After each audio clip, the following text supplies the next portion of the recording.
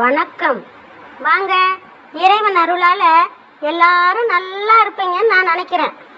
வாங்க, இப்போ நம்ம கதைக்குள்ளே போகலாம். என் பேர் சிவா. நான் மதுரையில் ஒரு டெலிவரி பாய்ங்க. வயசு 24. பைக் ஒன்று தான் என் சொத்து. சம்பளம் மாதத்துக்கு 18,000. வாடகைக்கு ரூமில் தங்கி தான் வேலை பார்க்குறேன். ரூம்மேட் 2 பேரும் காலேஜ் பசங்க. அவங்களுக்கு நான் டெலிவரி பாய்.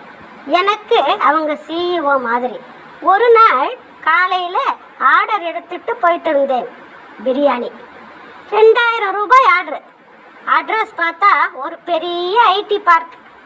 லிஃப்டில் 12வது ஃப்ளோர் போனேன். கதவு திறந்தது.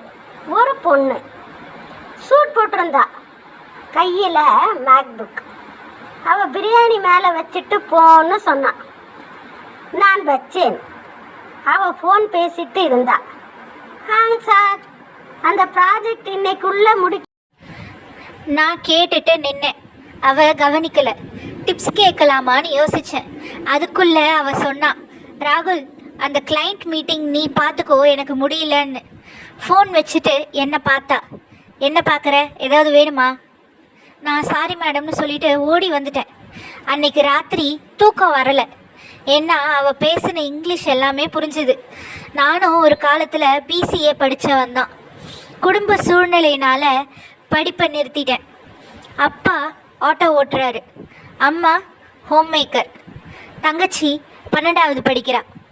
என் சம்பளம் வீட்டு செலவுக்கே சரியாக போயிடும்.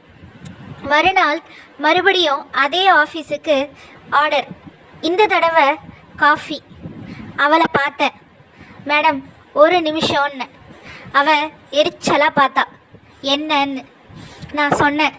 மேடம், நீங்கள் நேற்று சொன்ன ப்ராஜெக்ட் ப்ராப்ளமுக்கு நான் ஒரு ஐடியா சொல்லவா? அவள் சிரிச்சா. டெலிவரி பாய் ஐடியா சொல்கிறியான்னு. சரி சொல்லுன்னா. நான் சொன்னேன், மேடம், உங்கள் ஆப்பில் டெலிவரி டைம் குறைக்க ஒரு ட்ரிக் இருக்குது. அவள் கேட்டா. நான் சொன்னேன், மதுரையில் எந்த தெருவில் டிராஃபிக் எந்த நேரம்னு எல்லாம் எனக்கு தெரியும். மேலமடம் ஏரியாவில் 12 மணிக்கு மேலே போனால் டிராஃபிக் ஜாம். செல்லூரில் ஸ்கூல் விடுற நேரம் பார்த்து போகக்கூடாது. அவள் ஆச்சரியமாக பார்த்தா. என் பேர் என்னன்னு கேட்டா. சிவான்னு சொன்னேன். சரி சிவா, நீ போன்னு சொன்னான். ஒரு வாரம் கழித்து எனக்கு அவகிட்ட இருந்து மெயில் வந்தது. Subject job interview. நான் நம்பலை. 3 தடவை படித்தேன். ரூம்மேட் கிட்ட காட்டினேன். அவன் சொன்னான், போடா, இதெல்லாம் ப்ராங்காக இருக்கும்னு. ஆனால் நான் போனேன். ஃபார்மல் ஷர்ட் வாடகைக்கு எடுத்து போட்டுட்டு போனேன். HR கேட்டாங்க, உனக்கு என்ன தெரியும்னு. நான் சொன்னேன், சார், எனக்கு கோடெல்லாம் எழுத தெரியாது, ஆனால் மக்கள் மனசு தெரியும்னு. ஒரு ஆர்டர் லேட்டானால் கஸ்டமர் எப்படி ஃபீல் பண்ணுவாங்கன்னு எனக்கு தெரியும். அவங்க சிரித்தாங்க. டெக்னிக்கல் ரவுண்டில் ஃபெயில் ஆயிட்டேன். ஆனால் HR சொன்னாங்க, நாங்கள் உன்னை வேறு டீமுக்கு போடலான்னு யோசிக்கிறோன்னு. அடுத்த நாள் அந்த பொண்ணு கூப்பிட்டா. அவள் பேர் அன்யா.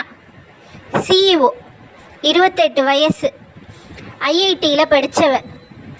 அவள் சொன்னா, சிவா, உன்னை நாங்கள் கஸ்டமர் எக்ஸ்பீரியன்ஸ் டீமில் சேர்க்கலாம்னு பார்க்குறோம். சம்பளம் 35,000 ரூபாய். ட்ரைனிங் 1 மாதம்னு. நான் அதிர்ந்தேன். கை காலெல்லாம் உதறிச்சு.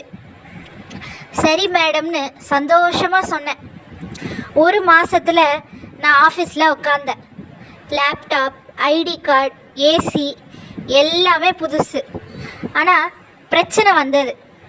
என்னோட டீமில் இருந்தவங்க எல்லாம் நான் டெலிவரி பாய்னு சொல்லி பரிகாசம் பண்ணாங்க. ராகுல்னு ஒருத்தன் MBA படித்தவன். அவன்தான் லீடர். என்னை பார்த்தா எரிஞ்சு விழுவான். ஒரு நாள் லஞ்சில் எல்லாரும் பேசிகிட்டு இருந்தாங்க. ராகுல் சொன்னான், சில பேர் கொடுத்து வச்சவங்கப்பா. டெலிவரி பண்ணிட்டு இங்கே வந்து உக்காந்துடுறாங்க.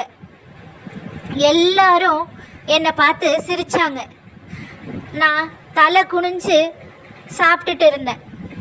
அன்யா அதை பார்த்தா, ஆனால் ஒன்றும் சொல்லலை. ஒரு நாள் பெரிய கிளைண்ட்டு, 50 லட்சம் டீல். அன்யா, நான், ராகுல் 3 பேரும் இருந்தோம். கிளைண்ட் கேட்டார், எங்கள் ஆப்பில் ரிட்டர்ன் நிறைய வருது, அதை குறைக்கிறதுக்கு உங்ககிட்ட ஏதாவது ஐடியா இருக்கா அப்படின்னு. ராகுல் சொன்னான், சார் அது டெக்னிக்கல் பிரச்சனையாக இருக்கும், யூஐ அப்டேட் பண்ணால் சரியாகிடும்னு.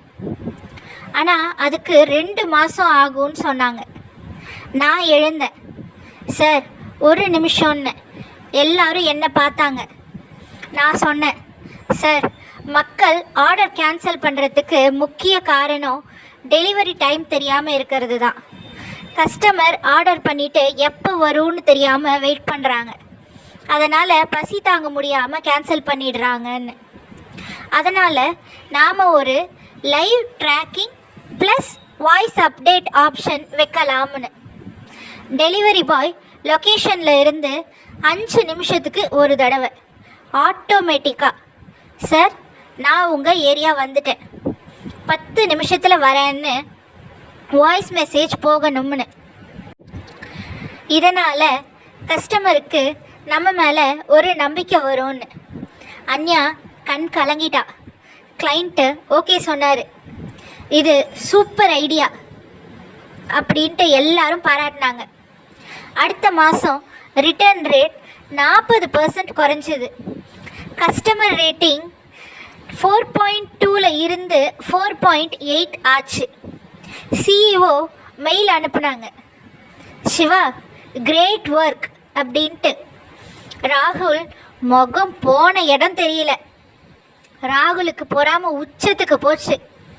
அவன் ஹெச்ஆர் கிட்ட போய் கம்ப்ளைண்ட் பண்ணான், சிவா குடிக்கிறாரு, ஆஃபீஸில் தூங்குறாருன்னு. போய் நான் குடிக்க மாட்டேன், வீட்டில் பிரச்சனைனால சில நாள் நைட் ஷிஃப்ட் பார்த்தேன், அதுதான்.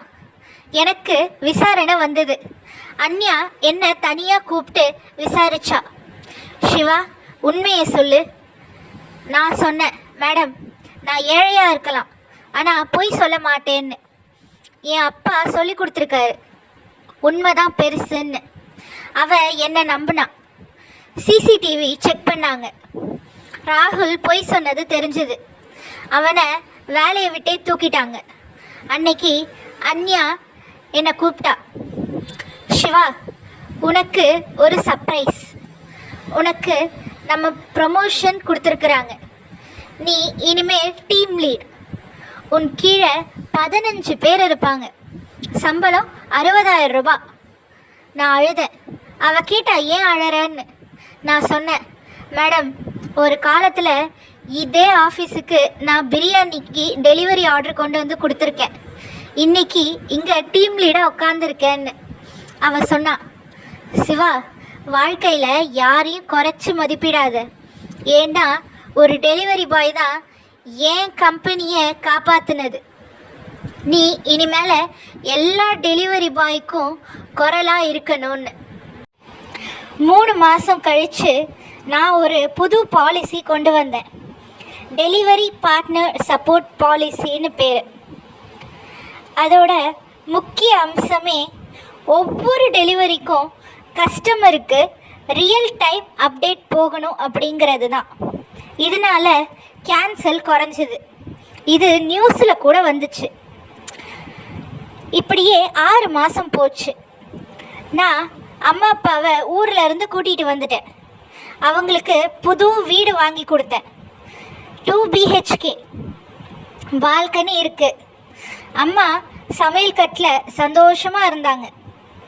தங்கச்சியை இன்ஜினியரிங்கில் சேர்த்தேன். அன்யா வீடு திறப்பு விழாவுக்கு வந்தா.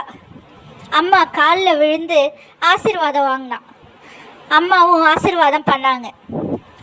தங்க மாதிரி பிள்ளைய வளர்த்துருக்கீங்கம்மா அப்படின்னு என்னை பற்றி எங்கள் அம்மா கிட்ட பாராட்டினான்.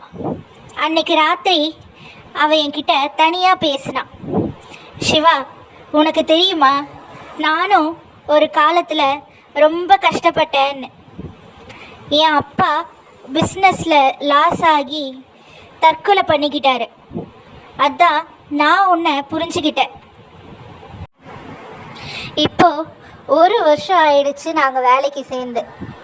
நான் அந்த டெலிவரி ஆப்லேயே கஸ்டமர் எக்ஸ்பீரியன்ஸ் ஹெட்டாகவும் விபியாகவும் இருக்கேன். என் கீழே 2000 டெலிவரி பாய்ஸ் வேலை பார்க்குறாங்க. ஒவ்வொரு மாதமும் நானும் ஒரு நாள் டெலிவரி போவேன், ஹெல்மெட் போட்டுட்டு. நான் யாருன்னு யாருக்குமே தெரியாது. நான் எல்லார்கிட்டேயும் சொல்லுவேன், நீங்கள் டெலிவரி பாய் இல்லை, நீங்கள் தான் எங்கள் கம்பெனியோட முகம்னு. நீங்கள் நேரத்தில் கொண்டு வந்து கொடுக்குற ஒவ்வொரு சர்வீஸும் கஸ்டமரை திரும்ப கூட்டிகிட்டு வரும்னு. ட்ரைனிங்கில் நானே கிளாஸ் எடுப்பேன். நண்பர்களே, உங்கள் வாழ்க்கையிலையும் யாராவது உங்களை குறைச்சி மதிப்பிட்டு இருக்காங்களா? உங்கள் ஜாப் சின்னதாக தெரியுதா? விடாதீங்க, ஒரு நாள் நீங்களும் பாஸ் ஆவீங்க. கமெண்ட்டில் உங்கள் கதையை சொல்லுங்கள். இந்த வீடியோ நீங்கள் மோட்டிவேஷனுக்கு உங்கள் ஃப்ரெண்ட் யாராவது டெலிவரி பண்ணுறாங்களா அவங்களுக்கு அனுப்புங்க. லைக் பண்ணுங்கள், சப்ஸ்கிரைப் பண்ணுங்கள், பெல் ஐக்கானை அடிச்சிடுங்க.